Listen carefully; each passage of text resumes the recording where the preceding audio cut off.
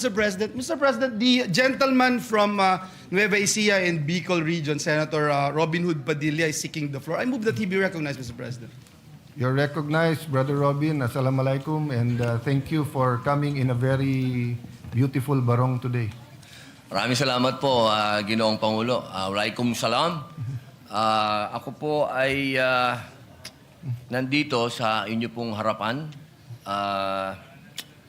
Ginoong Pangulo, ako po ay gusto ko lamang pong linawin ang ilang mga bagay patungkol po sa napakarami pong lumalabas ngayon. Iba't ibang komento, iba't ibang opinyon na parang ang dating sa taong bayan ay magulo tayo dito.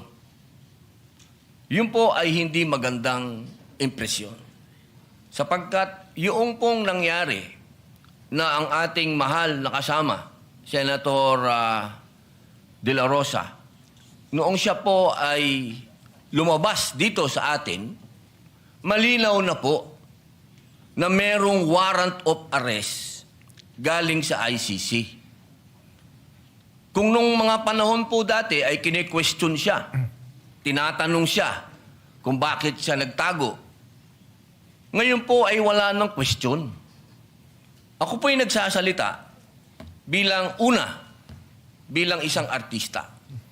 Sapagkat ginawa ko na po ang mga buhay ng mga magagaling na tao. Katulad po, nung ginawa ko ang buhay ni Senator Lacson, yung 10,000 hours, pati po yung kanyang pagtatago, yun po ay sa kadahilan ng may prinsipyo siyang pinaglalaban. At ganoon din po, nung ginawa ko ang buhay ni Senator Bato de la Rosa, may pinaglalaban na prinsipyo itong taong ito. Hindi siya kriminal. Ang napakapangit po na impresyon na binibigay, parang tayo dito sa Senado ay nagtatago tayo ng kriminal. Wala pa pong kriminal dito. Wala pa pong napapatunayan dito. At higit sa lahat, Ginoong Pangulo, ngayon lang po natin napatunayan na tama ang sinasabi ng ating mahal na kasama na may warrant of arrest sa kanya ang ICC. Kaya dito po sana, Ginoong Pangulo, nabubura na yung sinasabi na siya'y nagtatago ng walang dahilan. Yun po yung sana ang maging maliwanag sa taong bayan na meron din po tayong adopted Senate resolution. Ito po yung number 44 na malinaw po doon sa resolution na ito expressing the sense of the Senate of the Philippines to protect all Filipinos against extrajudicial rendition and guarantee then a reasonable time prior to their surrender by extradition from the Philippines to seek redress from the courts and avail of legal remedies. So wala po tayong ginagawang kaimposiblihan dito dahil sinusunod po natin ang resolution natin. Dahil siya po, inaasahan natin at meron din po siyang pending na TRO sa Supreme Court. Ginoong Pangulo, sana wag po tayong magkaroon ng mga mixed messages dito. Hindi ko po hinihingi doon sa ating mga kasama na bumoto ng no dito sa resolution nito na pumanig kay Senator De La Rosa. Pero sana naman, huwag pong idamay ang buong Senado kapag sinasabi na tayo'y magulo, tayo'y katawa-tawa.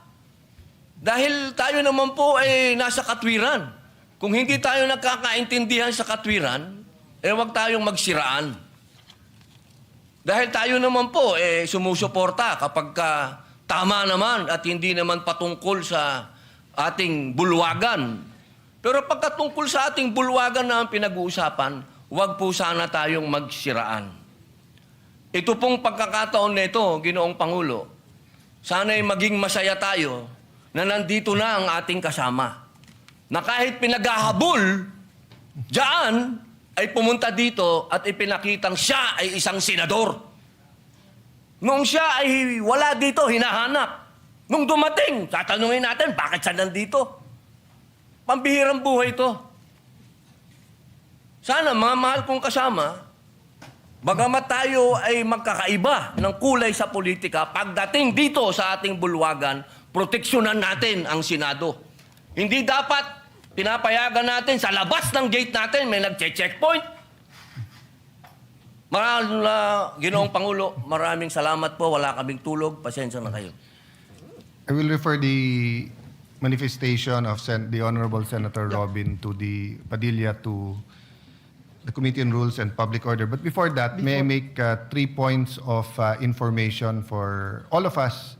Before that, an appeal sa lahat ng naka-video kagabi, whether dito sa labas ng session hall, whether dyan sa baba, dun sa ginulpi na member ng ating Office of the Sergeant of Arms, or dun sa labas, please volunteer and submit your video because we agreed with the NBI that they will conduct a fact-finding. The Senate will also conduct a fact-finding. And the NBI director promised us that if any of his agents exceeded their authority, they will be dealt with by law, whether administrative or criminal charges. I'll just finish, Senator Subirmay. So his report was that nangharas daw yung usaha, but when I showed him the video, he was also surprised. But of course, there are many videos. So that's my first point, that in reaction to what you said, iba yung magulo Senate, iba yung ginugulo ang Senate.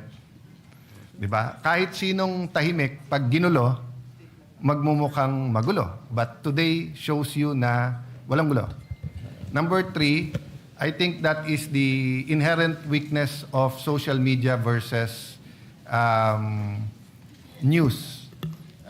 Legitimate, I will not use legitimate because everything is legitimate no matter what the platform. But what I'm saying is that when people cut interviews, so for example, I think Senator Trillanes said, anong pinagsasabi ng mga senador, including myself, he gave up. But if you look at my whole interview, ang sinabi ko, ang naging tradisyon at nirerespeto to ng kahit na pinaka mabibigat or pinaka mga administrasyon na inaccused ng paggamit ng kamay na bakal, ay nagko-coordinate first bago nila i-serve ang warrant dito. Number 2, we allow the senator to exhaust all legal remedies. And number 3, in the case of Senator Bato, it has to be a warrant issued by a Philippine judge in a Philippine court. And still, he has to be given the right to exhaust all his legal remedies. And then, ang tradition nun is that kinakausap ang senador pagka wala ng legal remedy na respetuhin din ang sarili niyang institusyon, ang Senado, by giving up. Which yun po ang ginawa ni Senator Trillanes at Senator De Lima, pero mukhang meron silang selective amnesia. Nabura yung part where they sought the protection of the Senate, nandun na sila sa pag-surrender. Secondly, lastly, nire-iterate ng NBI na pinayagan silang pumasok, pero sabi ko, siguro naman kahit pinayagan kayo pumasok, walang pumayag na makipaghabulan kayo sa isang senador. So sabi niya, yan daw ang standard pagka ang isang inaaresto ay tumakbo. Ngayon, ang sabi naman namin, look at it from our point of view.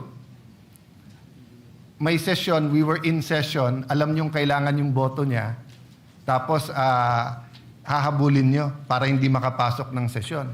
So, mahaba yung usapan, no? But we and Senator Amy, Senator Pia, Senator Loren were the voices of the institution yesterday. No, I played more of a diplomat mediator role so that we can get to that. So now that they're doing their investigation, I hope the Committee on Rules, Committee on Public Order, or if you refer it to if the pleasure of the body is the Committee on Justice or Rules instead of Public Order, we will get to it soon. But today proves that hindi tayo magulo.